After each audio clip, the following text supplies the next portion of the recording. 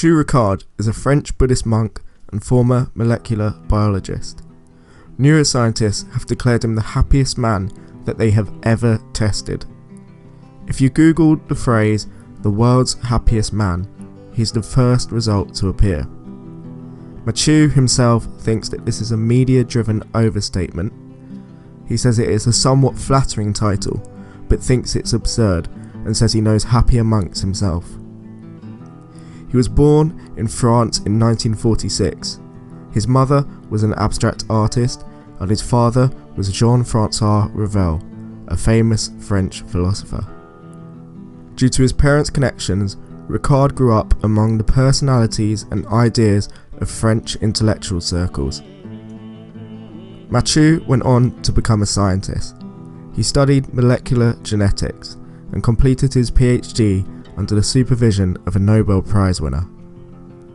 After being influenced by documentary films on Buddhism, at the age of 26, Matthieu gave up a promising science career and decided to go study Tibetan Buddhism in the Himalayas. He learnt ideas from various teachers there, one being considered one of the greatest Buddhist teachers of the 20th century. Matthieu also became both a close friend and a French translator of the Dalai Lama. Matthieu's father came to Tibet in the late 90s and they had a series of philosophical conversations on the meaning of life. These conversations were turned into a book called The Monk and the Philosopher. The book became an unlikely phenomenon and was translated into 21 languages.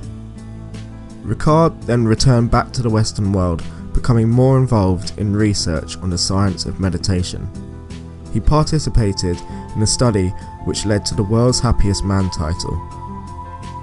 Neuroscientists at the University of Wisconsin wired up Matthieu's head with 256 sensors as part of research on advanced meditation practitioners.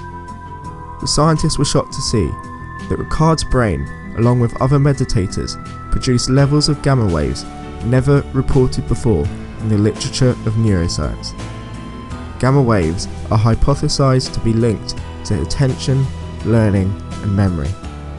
The scans also showed excessive activity in his brain's left prefrontal cortex. The left half of the prefrontal cortex is associated with happiness, whilst the right is associated with depression. This gives Matthieu what they described as an abnormally large capacity for happiness.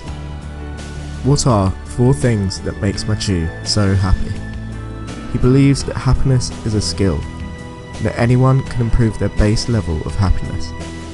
He admits that some people are naturally happier than others due to differing brain chemistry, but what is important is that you change your own baseline level of happiness.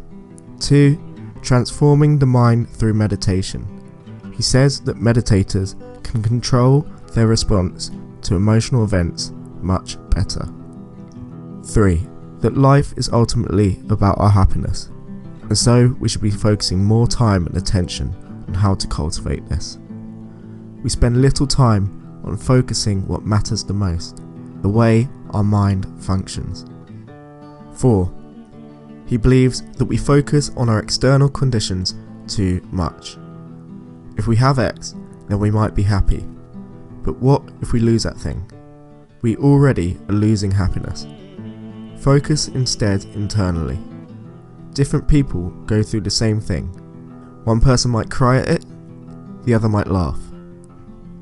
He does acknowledge that outer circumstances do affect our lives and can help us, but that if, for example, becoming rich, we focus too much on this, that this can end up having the opposite effect of why we desired it in the first place. Words of wisdom from Matthieu. Comparison is the killer of happiness.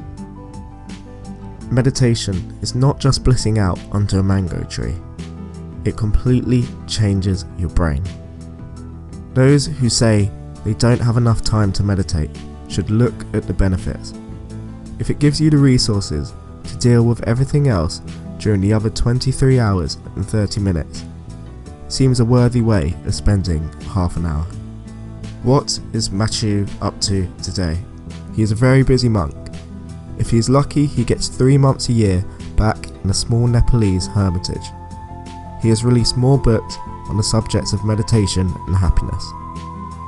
He performs many speeches, including TED Talks and talks at Google.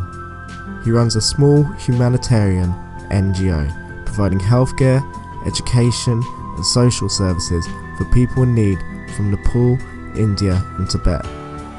All the profit from his book sales and speeches go towards this cause and other charitable causes.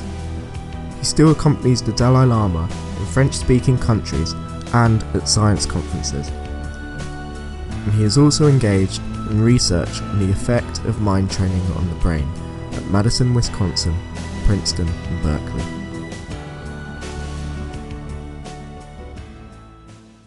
I am just starting out, so it would help me a lot by giving me a like or a subscribe. Comment on how you think I can improve. Please check out my other video as well. Thank you very much.